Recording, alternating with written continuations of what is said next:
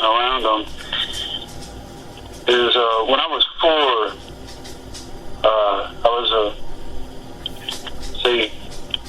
I couldn't sleep. I still can't sleep no more than 20 minutes a day. But the pain when I was 4 was excruciating, and I couldn't have anything touching my ears or my feet, or, it was a real pain in the butt trying to sleep, and I'd be awake all the time. And I was just laying down, all of us kids, 6 kids, sleeping in one little room. And I'm laying on the top bunk, looking out the window, and it was completely darked out. And I'm just sitting there looking at it, and all of a sudden, it's a gigantic head looking in at me. And it made a facial expression, and I just went screaming bloody murder. I mean, I was screaming. I woke everybody up, and I wouldn't sleep in the room anymore. I think I slept either under my mom and dad's bed or next to it or something like that.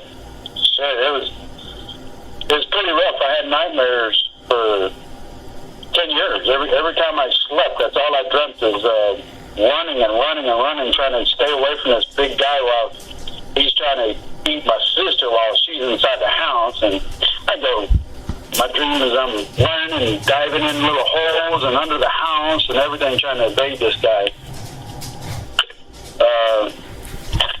The funny thing is, my dream, it wasn't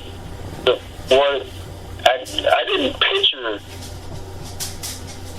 the correct thing. What I was seeing in my dreams is there was a little cartoon with a big old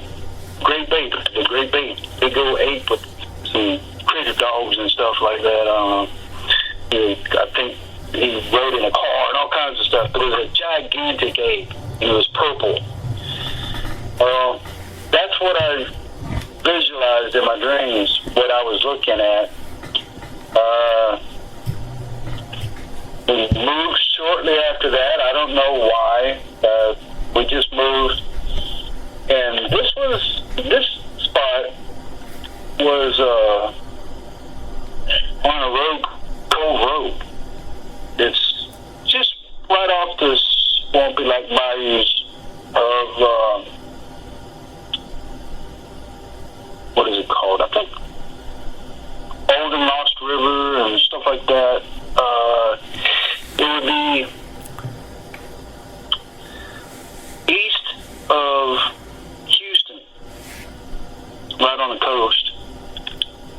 And moved there, went to Nebraska for a little bit, and went back to Texas, just not real far from where that place was, actually Same County. And never had seen another one, and everything was pretty rough. Really, my school was rough. I mean, I was all burnt up, scarred, so yeah, I had to fight every time I walked out the door. I didn't learn anything in school. School was just brutal, really, especially when I was a kid, before I could fight really well. And because I probably had way more fights than Mike Tyson ever will by the time I was 10. I mean, I fought a lot of people a lot of times. And I'd probably say 15, 25 people was the average circle that I would have around me every day. It was pretty rough, but I managed. And so that's why I'm a hard ass. That's why I am the way I am. Hey, I can't help it, but you can't beat it. And we moved to Central Texas in Bastrop County. And we couldn't get on the property without a dozer. We got our way in and started putting in a couple mobile homes and stuff like that. And not knowing, I was having what some people call encounters. I was just noticing things that, like the smell and I would smell something dead. So I'd go searching for it away. Every time I smelt it, I went in to go look for it. I went to go look for it. Because, you know, I wanted to get rid of whatever's smelling that's dead. I wanted to get rid of it. You know, so I looked for whatever the hell it was to get rid of it. Burn it, whatever. Well, never come around. I mean, I never found what I was looking for. I was looking for something dead, never found nothing. Then I would have a little bit of seemed like a game that was being played with me, where I would be working. We got animals. We dug a hole in the ground and dug a pond, and it put ducks and fish. We had rabbits and pheasants, hogs, one cow, that little garden. I got up to 175 head of hog, actually. It was a pretty productive farm, actually, even though it was only on 5 acres in the middle of the woods. Yeah. But it was very productive. A lot of chickens. We built since there was animals, I don't know what kind of animal, monkey, ape, no clue. All I know is they was just sitting off in the trees, trying to play hide and seek with me, whistling and making all kinds of noise, trying to get my attention. And then I'd look around and they'd be quiet, and I'd go back doing what I'm doing, and they'd play that game again. Well, that was the normal scene. That was normal, so normal. Coming around at night, you can smell them. It's foresty around our whole property, actually. I wanted to leave a lot of trees for the hogs because I didn't want a bunch of sunburnt pigs. I treated my hogs very well. I mean, I had great food. I had great space for them. They were good eating too. Best damn hogs I've ever had. And well, I upgraded a feeder I built a feeder, actually, and it was because I had 175 head of hog, about 40 to 50 of them was going to go to the market, and so I was going to flush them out with some corn. So I had to build a hopper, get a ton and a half of corn, and fill it up. And that's what I did. I built that damn thing, went to the feed store, got a ton and a half of corn in bags, hauled them home, and started filling up this corn hopper. Well, I actually want to go back a little bit because I did have a face-to-face encounter long before this, but it kind of helps. I'll go back later. What was going on is they just started getting really, really excited. There was no more hooting and bird calls or nothing. This was straight up Jurassic Park sounding shit. This was straight up just animals. Big animals. The whole time they made noises, I've always tried to guess how big they were. And I would have to guess, I think I might have been around, I'm guessing maybe 500 pounds, whatever it was. Between 300 and 500 pounds. That's just a guess, you know. So I'm thinking there might be some big old apes out there or something. But this noise, it was a little bit past that size. I was like, damn. And I just had enough. I mean, it was just way too loud. And it was getting pretty mad. I mean, I was getting mad. And I stopped what I was doing, and I turned around, and I gave them a freaking look. I was pissed. And as soon as I turned around,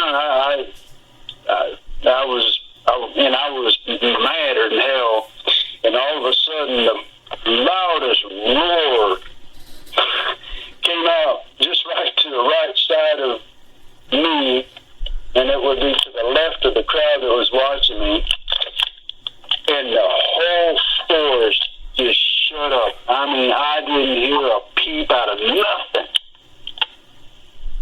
And then I was like, I felt a lot better. I was like, nice. I turned around and started back to work. It was done. That never happened again. But the corn, most of it was gone. They left a little bit for the hogs.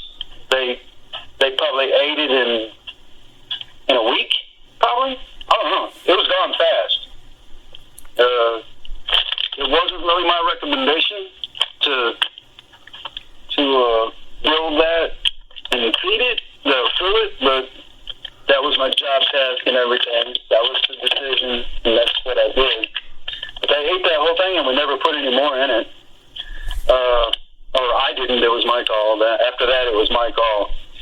A lot of stuff came down, and man, it's just a lot. I can't really keep it all in track for you like this. What was in what kind of feed was it? Well, they never bothered my 32% protein feed. Never bothered any of my chicken feed. But they loved that corn. I only put that corn out that one time to clean some hogs out. And was going to run them to the butcher market. Oh, okay, corn. Okay. Yeah, and that's the last time I put corn down. Huh. And they weren't messing with the pigs at this point, right? Oh, they would take a pig, of course. Oh, they were. They'd leave me a marble. You know, that was the only thing they gave me, and that was the only thing they would give me anything for. I mean, they took all the damn ducks. They didn't take them all in one day or nothing like that, but apparently they didn't plan on going hungry at all. They ate the rabbits, the pheasants, the bucks. So, what year do you think this was? Huh? What year would you say this was? Oh, 84, 85, 86, 87, 88, 89, 90. Okay. Those years. Yep. 74 is when I've seen the first one. I'm knocking 50 right now, so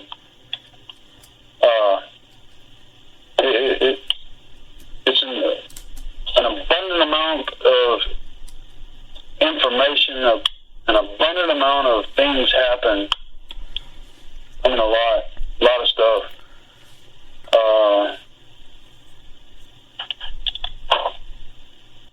How would you describe that that scream that you heard when you gave that look? Oh, holy cow! Not as beautiful bugle sound as an elephant. This was a roar. This was a reverberating, a gurgling, a nasty roar. I mean, just if something wants to growl and roar at the same time.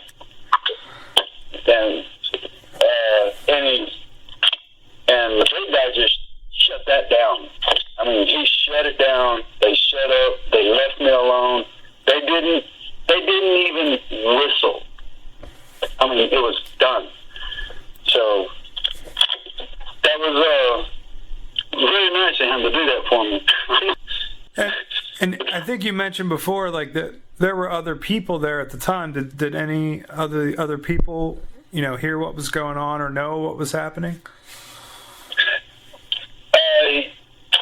The neighbors, we had some neighbors to the north of us, just right next to the property. We came in and drilled the well and everything. Well, this area, nobody has water. Water has to be trucked in. There's only one phone line going into on a road that's 3 miles long, and everybody's got the same phone number.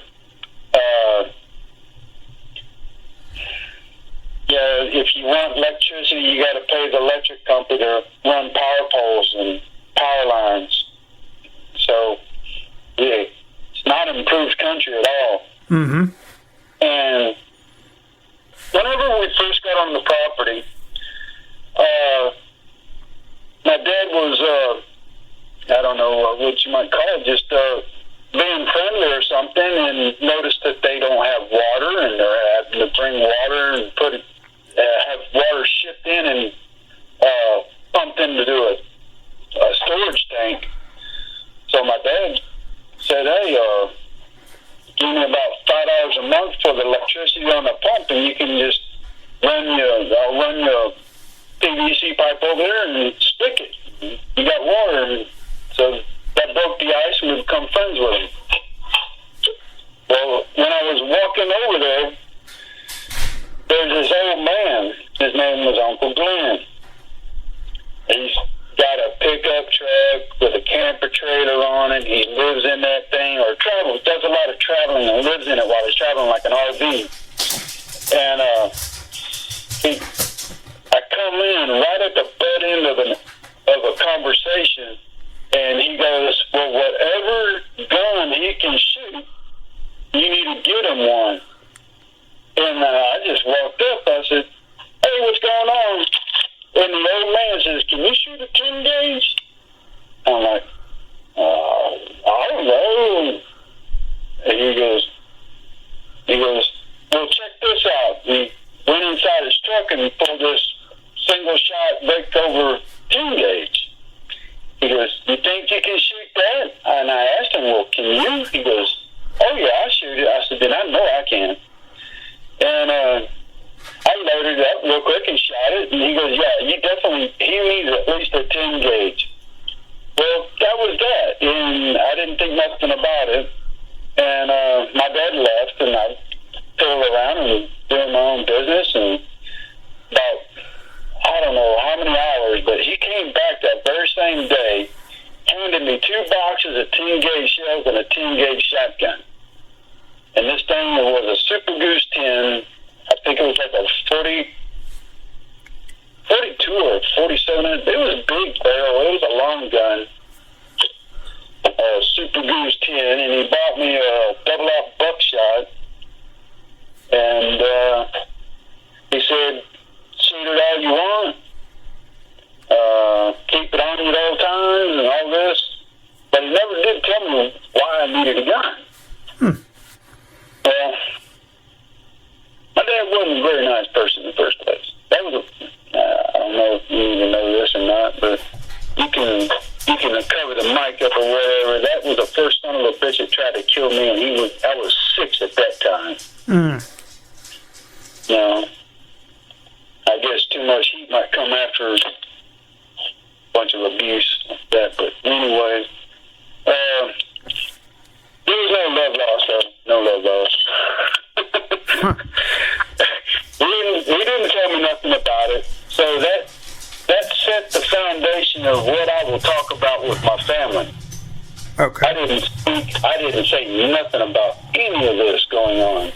They could kiss my ass, go outside and look for themselves. You know, it ain't my fault you're scared. You know, I was a total dick when it came to dealing with these wild people. For one, I knew that there was no way in hell that I was sitting in the only spot on earth with these things around, and there's no way in hell I'm going to know about this before the government. And I had to do a lot of reckoning, a lot of thinking. Why would they not be talked about? A bunch of lies. And for every question, I come up with answers. And what it came down to, well, I don't want to jump ahead, but anyways, what it came down to is I knew that I had to keep this quiet. I had to make sure nobody came in over here and messed with them, because I also want to let you know, or whoever you share this with, I knew with 100%, with all my heart, I had nothing to fear from these wild people, because you would not believe how many times I have been attacked and jumped by people, us, this human species that is so smart and educated, but never did they lay a hand on me. So I hold them at much more regards than our human species. They earned my trust.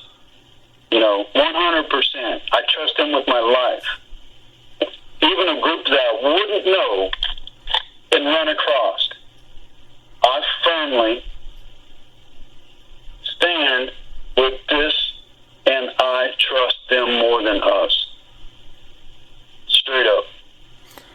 Because I've turned my back to these things.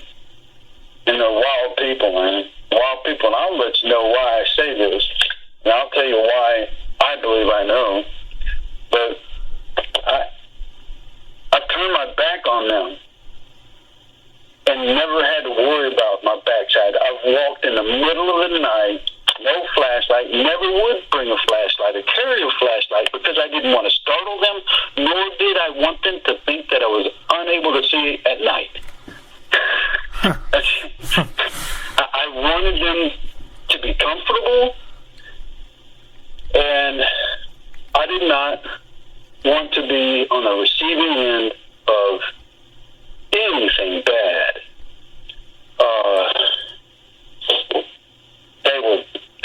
They're big, they're powerful, fast.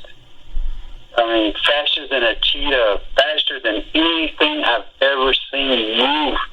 And no matter the terrain, it doesn't matter.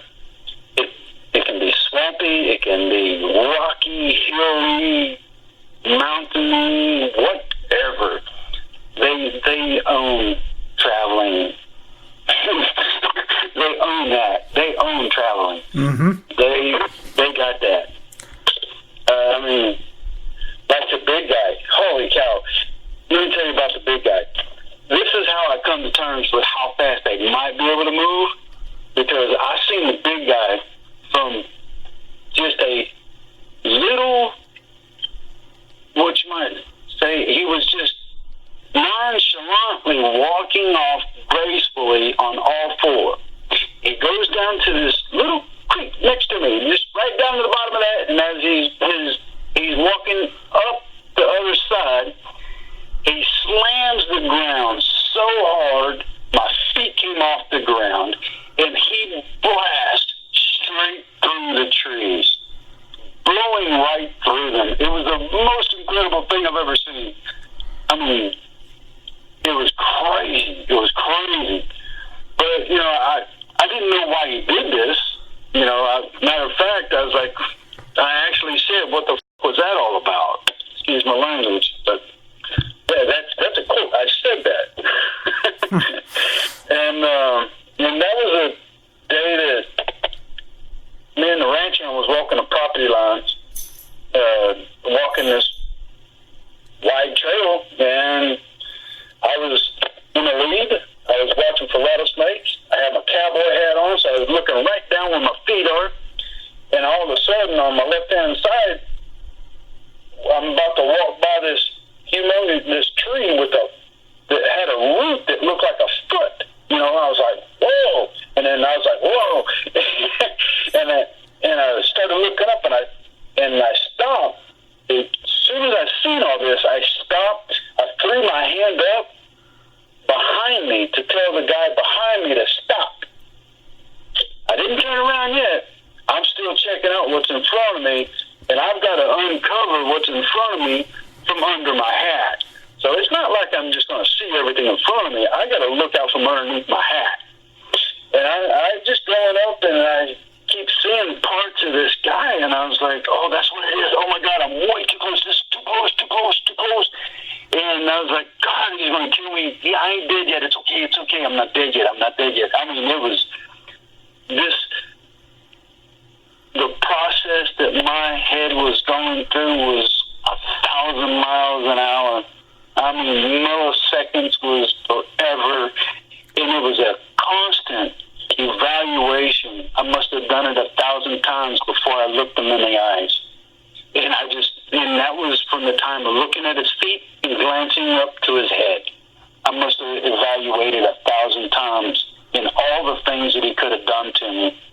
Because I was like, damn, big. And I'm looking up, and then I noticed his hand real low to the ground. And it was like right around where my chest is, my hip area. And I was like, damn, this dude could have grabbed me by my ankles and beat me against a tree. He could have grabbed me by the chest. And then I'm looking up, and I see how tall he is after that, because now I'm noticing his junk above me. His leg height is higher than I am. I could have walked underneath his legs if he spread them. And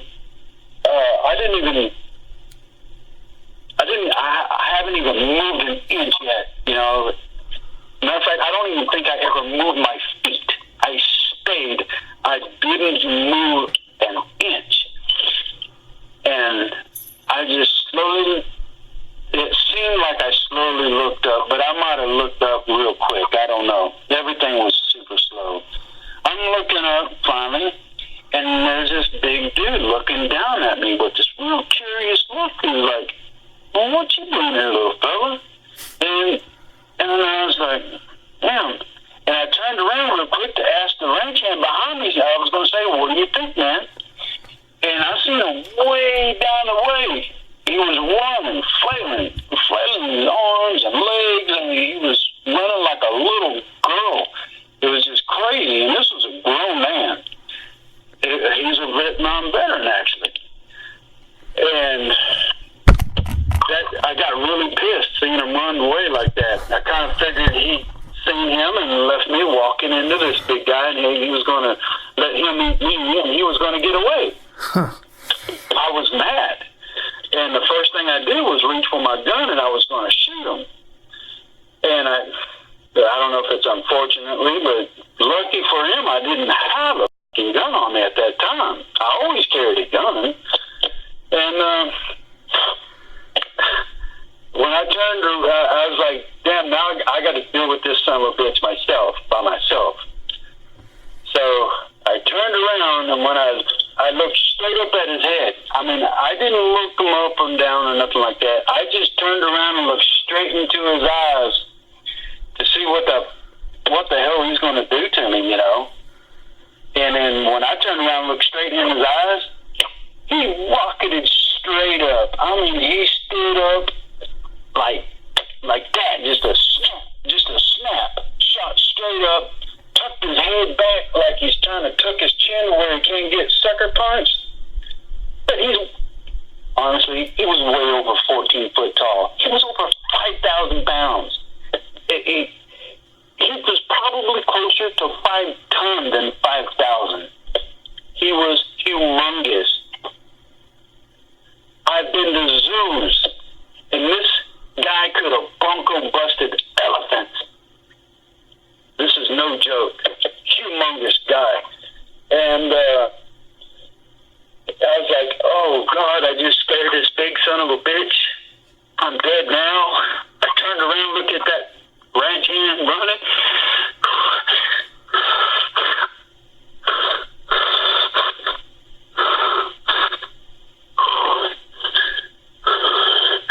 I said, you lucky son of a bitch. I'm going to kill you, bastard. And I said, well, I guess I'm going to get my ass handed to me now. And I turned around. And because I just raised up my hands and I dropped them when I was looking at that dude running. I raised my hands up and I was like, I'm done. I picked up my palms and I put them to done.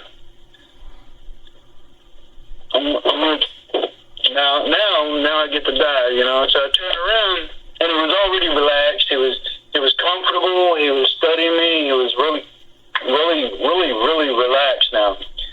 Calm, curious, had a really subtle, curious look, and he's just examining me and studying and curious, real curious look. And a reminder here, I have a cowboy hat on, a big felt brim cowboy hat, black, and we were looking at each other a lot, you know, and I started looking down, and, you know, I did it up and down a couple of times, looking at different places where his hair wasn't growing, looking at how his pores were, or how his pores are, and how hair doesn't grow on the side and bottom of the foot, but it grows up on the top, and you know, and then even while I was looking, I was like, oh, so they have a hair everywhere that we have hair, but they have a whole lot of hair. And where we have a whole lot of hair, he has none. Okay, he has no beard or mustache, but hair everywhere else. I was like, that's really neat. I was like, oh, okay, that's fascinating. You know, it was totally fascinating. I was stunned, shocked. I was at awe. I was impressed. It was crazy. It was crazy. Well, and was it the time of day where you could see, or was it night? Like what color? Middle of the day. Was it? I could have seen a gnat flying around that 20 yards. Was it? How would you describe it? Like how it looked in the face, and like what color was the skin and hair and stuff? Well, his skin. Well, he had elephant skin. Elephant skin. Real hard looking elephant skin. Gray and all. And, yeah, that skin color was throughout his whole body. I could see his skin underneath his hair. I mean, he wasn't a real thick, woolly one like the ones I've seen up north here in Minnesota. Just a regular hair, you know, not real thick, same kind of stuff we got, but it was a long, straight hair instead of, I guess, we grow pubic hair on our body everywhere, and they don't have pubic hair. It's all straight, elongated hair. What color was the hair? It was brown, except for right on his shoulder, right, you know, on the back muscles, those big old handlebars on the back of his shoulders, those muscles that pop out, right there on the muscles, on the back of his top, on the bottom of his shoulders on his back, there was some gray, little shade of gray coming in right there.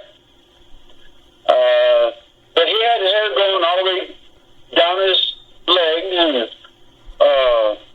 kneecaps a little bare. It thinned out just a little bit in the chest. But the big, thick pad on his feet, most of it was in the ground. It seemed the most of it was in the ground, but when he started walking away, and I was looking at his feet, I glanced at his feet, and his feet had a really thick pad that he was walking on, about 3 inches of this thick pad on the bottom of his feet. Mm-hmm.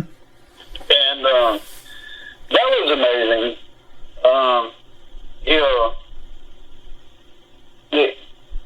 He had a really wide nose.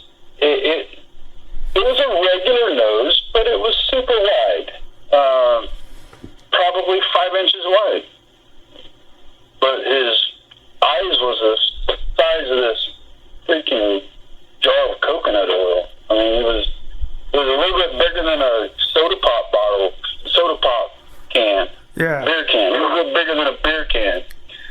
eyes were.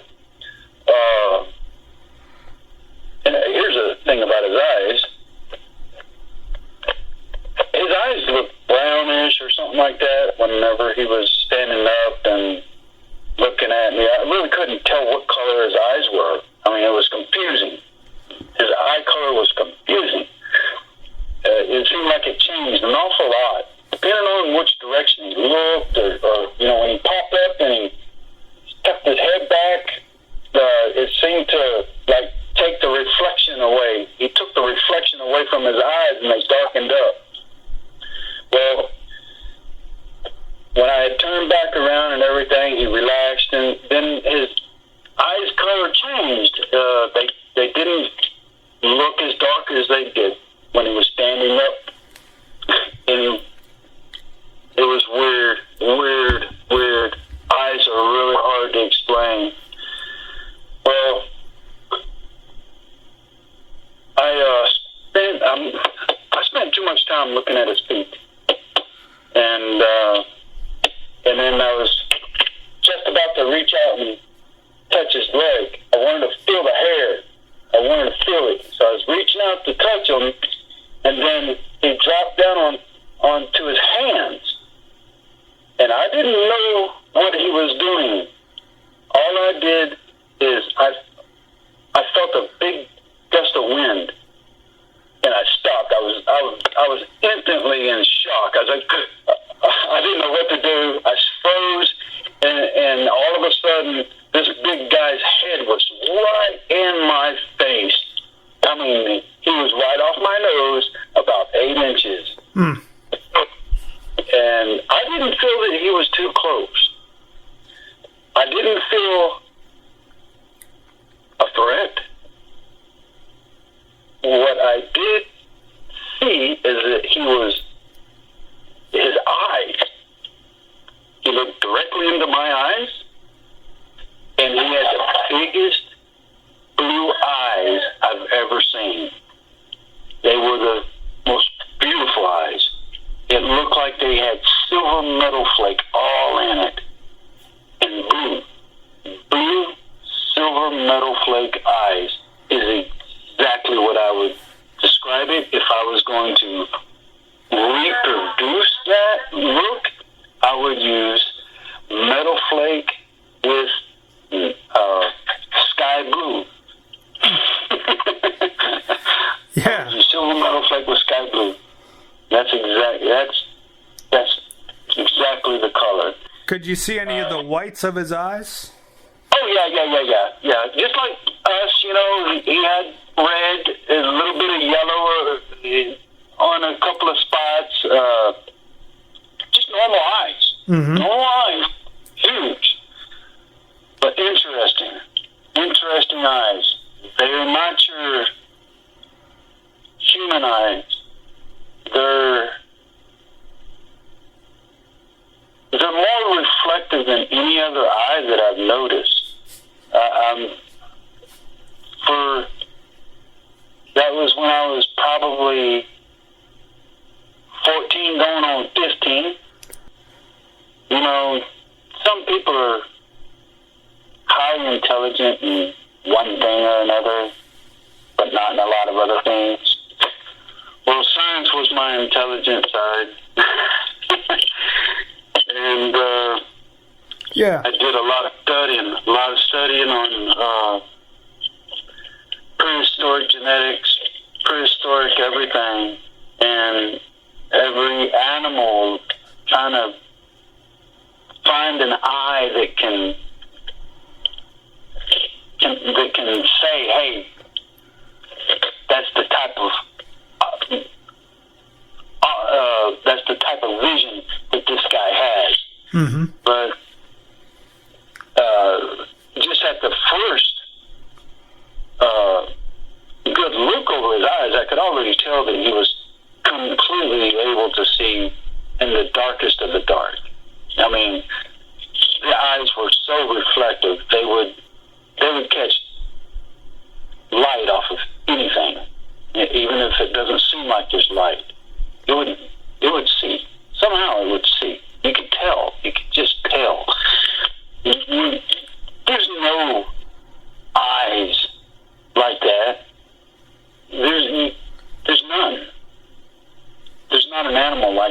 Mm-hmm. An eagle does not have eyes like that.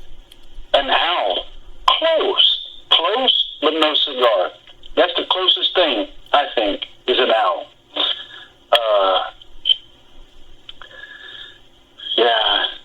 The eyes are amazing. And that's one reason why I wouldn't use a flashlight. I wanted him to think that I can see in the dark, too. I didn't want to seem like a, what do you call what's the best way to put it? An inadequate species. You know? How long would you say this lasted before you walked away, and, like, how did it end? Like, what happened? Okay, this dude was looking at my face, and then he stopped looking at my face, and then he got a little closer and looked at how my hat was looking on my head, and he backed up his head a little bit and gave me this little stern look as if he wasn't happy with me wearing a hat, and then he just gracefully started walking away on all four. And that's when I noticed that he was on all four, because his face was blocking the whole entire view of everything. That's all I could see was his head.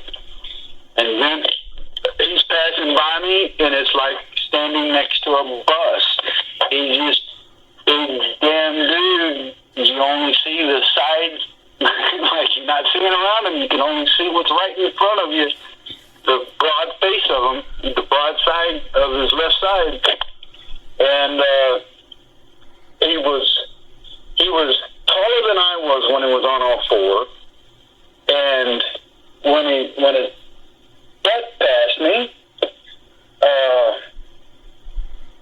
damn, I thought about slapping him on the ass. I mean, it's the stupidest shit went through my head.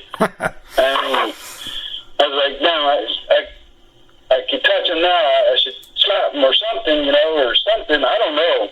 I wanted to touch him. I just wanted to touch him, but I didn't. And he goes walking off, and he just slammed the ground, and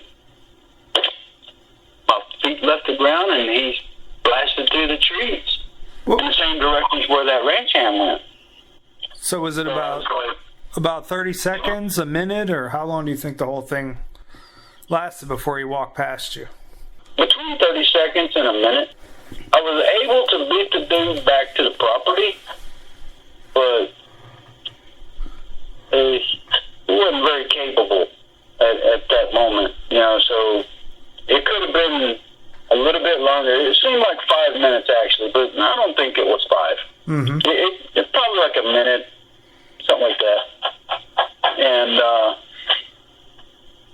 as he made my feet come off the ground when he slammed the ground, and took off through there like a jet. I mean, so fast. I'm going to guess at least 60 miles an hour while hitting trees and not slowing down. Wow. And these were regular trees. Okay, Bastrop County, they got blackjack. And he went through this stuff like Georgia Kane. He lied. He had no problem going through it. He was going the same direction that he was going in the first place. So the range hand, he changed his direction and went back the way we came. Big guy, he leaves, and he goes the same direction as the ranch hand goes. And I had stuff I had to do further up. And I was like, well, shit, I guess we're all going this way. And then it dawned on me. I said, well, I'm going to make this dude, I'm going to make him suffer. I'm going to make him think he's going to get eaten. I want payback, So I took off running, and I blasted by him. I didn't say a word. I was running so fast, that he probably thought I was scared shitless. And I got to the property, tucked in, and it took him about a minute. Took him about a minute to get there. And the whole time I was going through every single thing of, first it was like, damn, I need to call my neighbor. My neighbor is right there. And then I was like, no. Because because he might come out with a gun. If he comes out with a gun, he's dead. You know, you can't shoot this guy. You can't kill him. You can't put him down. And I was like, well, do I call police or anything like this? I was like, no. Something's not right. Something ain't right. How come out of all the studying that I've done in science, and I've never run across such a thing? I know of nothing like this. I don't know of Bigfoot, Sasquatch, nothing. Absolutely nothing. And I was like, well, I'm not telling anybody because the government's got to know now. Everybody's got to know. And the only reason why they're not telling anybody is because they want them dead. That's the only reason. And I try to figure out why, and it come to terms after dealing with them, you know, over the years. They're humans. They were giving me marbles. They were being polite. Just had a 1,500-pound hog that was trying to kill me, and the big guy killed that. Big guy killed it, smashed his head.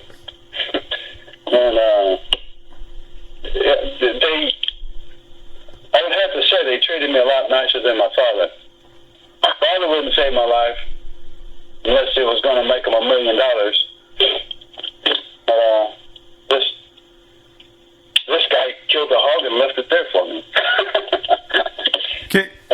Can you tell me about that time with what happened with the hog? Was it the same big guy or a different one, or what happened? No, the big guy killed it. I didn't see him do it, but I know he did it. Oh. Because, yeah, I think he was the one. He was the boss. He was running stuff. All the wild people did exactly what he said. They weren't allowed to get real close unless it was dark. When it was dark, they could get really close. They would follow me, you know, at night and be next to me, beside me, behind me. I would be flanked on all sides as I'm walking through the dark, going to the back of the property to deal with the animals.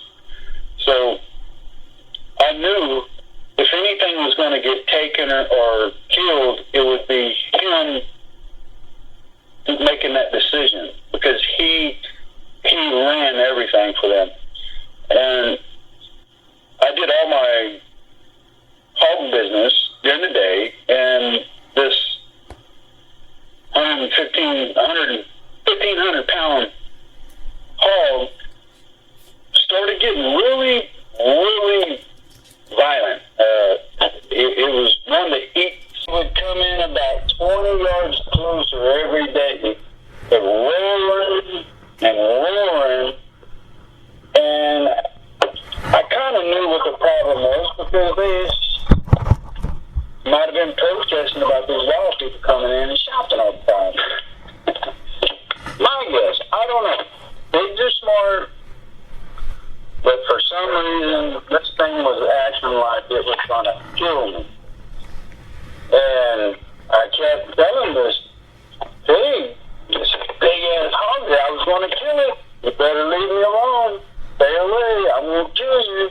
Every day for 3 days I did this, and it kept coming in closer. And I was over here mixing a big old bucket of powdered milk for all these pigs, and then this hog just never stopped. It kept coming and kept coming. And I yelled, and then as soon as it got in the spot where I knew when I did my Hail Mary with my left, it was going to connect, and I connected it right on the top of its head. It sat on its ass and went like that. And I said, I'm going to kill you. And I walked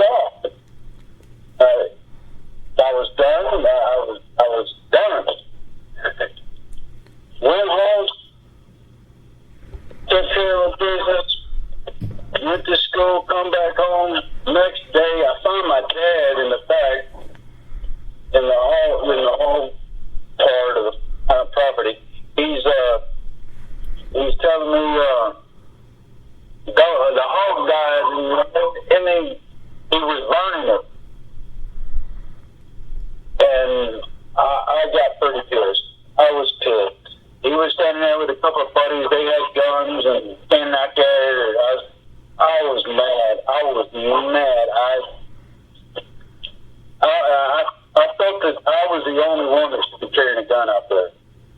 Matter of fact, I told people not. I told my sister. I had a couple of sisters. I had some brothers. The brothers, they didn't want to do anything. So they wasn't going to mess with the hogs. It was my business. And there were 6 kids, of course. So it was a lot of people at one time on the property, but it thinned out in a matter of 2 years. And I asked him, do you even know why that hog died? He goes, well, the vet said it could be calcium deficiency. And, lo and behold, we were sitting on top of the largest, what you call it, limestone deposit in the United States. Yeah. Calcium deposit, they're dying because they don't have it. Yeah, right, buddy. Yeah. And I was doing a survey over all the bones, and I noticed that the head was completely crushed. Completely crushed. I was like, okay. I said, now, why did you burn it? I said, this is not your hog to burn. You should have put it right over there. Yeah. And they would have taken care of it. And whenever I told him that, I could see the fear in his eyes. And I told my dad and those 2 people that he had with him, and take those guns with him. And he told him I didn't need no help. And I was like, really, really, really upset for seeing that 1,500-pound hog go to waste like that. Yeah. And I would have gladly given that big guy that hog. I'm sure he was expecting it, or at least expecting me to eat it. One of the 2. Right. But that really upsets me still today. Yeah, I mean, He killed that hog for me. That's the only reason why he killed that hog. He has nothing has killed a hog and left it on the ground. Never. There was never a dead animal laying on the ground. Never. Right. That was the only one, and that one was trying to kill him. If not, it shouldn't have acted like that one.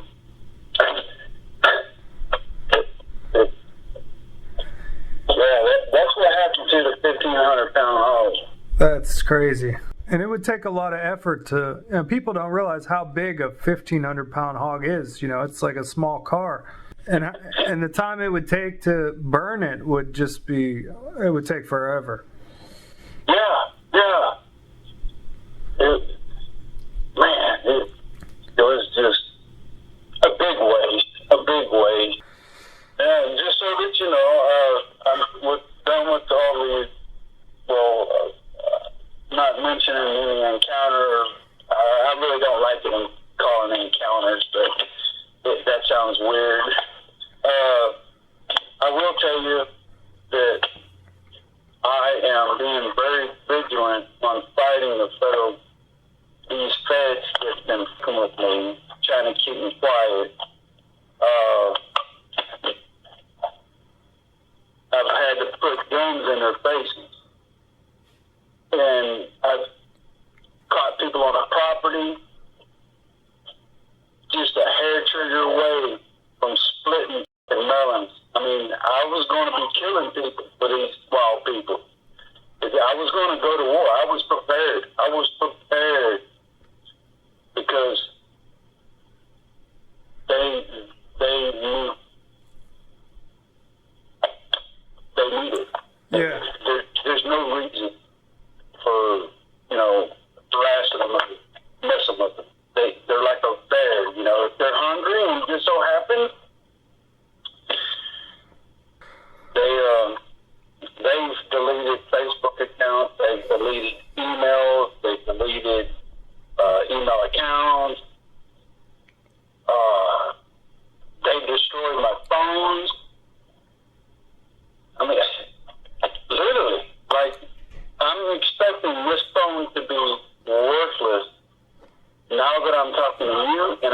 opening up for a short period of time on Facebook, trying to bring in somebody to say, hey, if you want to get evidence, if you want to see them for yourself, I can produce this. All my encounters in Minnesota, the group that I met, and all these places I've had them around me. Yeah.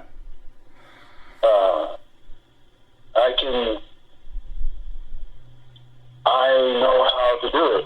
And I know how to live through being around them. Mm-hmm.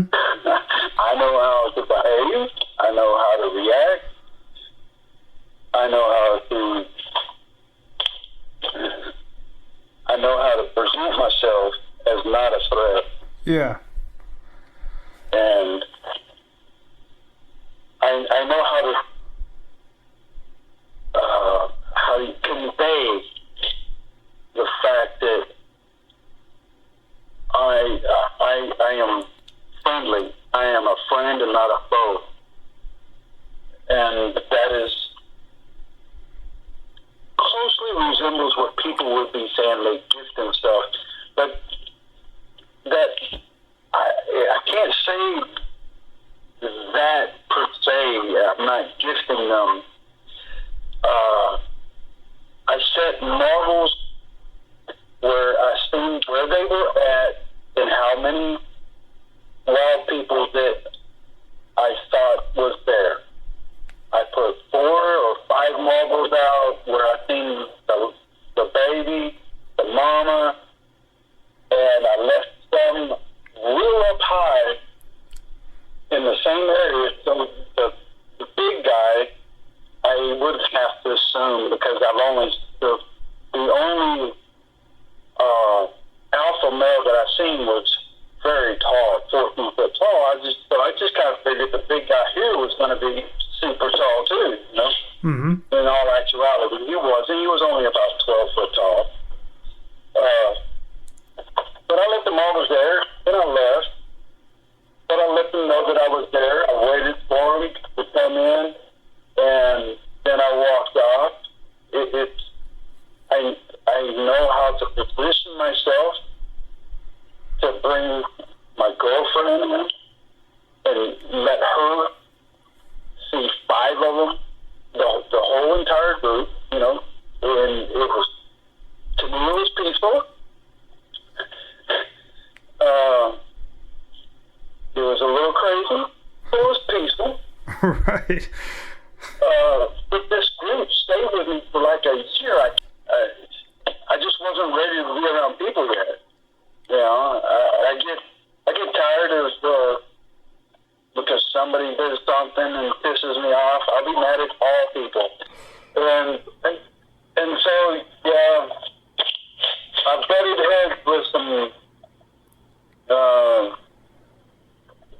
maybe some important people, but I got used to butt heads with law enforcement and stuff like that. I become a public servant. I was an American Red Cross STAT team leader. I've been an elected judge. I've stepped on toes intentionally.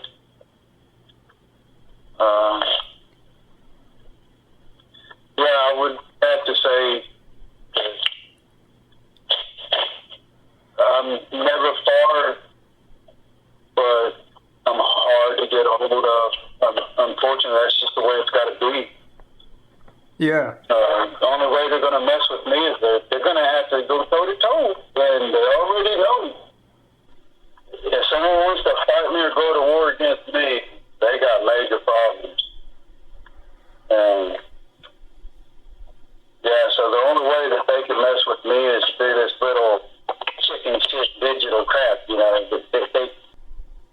I have a sense of authority when it comes to people of authority, because I've sworn to 2 different oaths. One for the fire department, and one for a judge.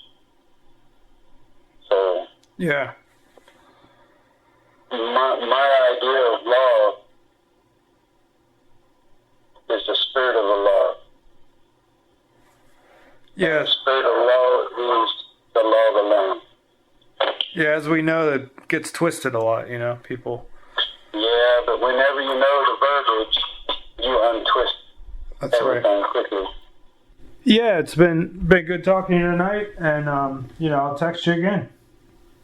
Yeah. And sure. I'll try to keep this number as long as I can, and I'll try to keep that Facebook profile as long as I can. Okay, yeah, it'll probably be tomorrow, so if you're around, we'll do it. All right. Thanks a lot, Travis. You bet, man. See you later. Bye-bye. Bye-bye.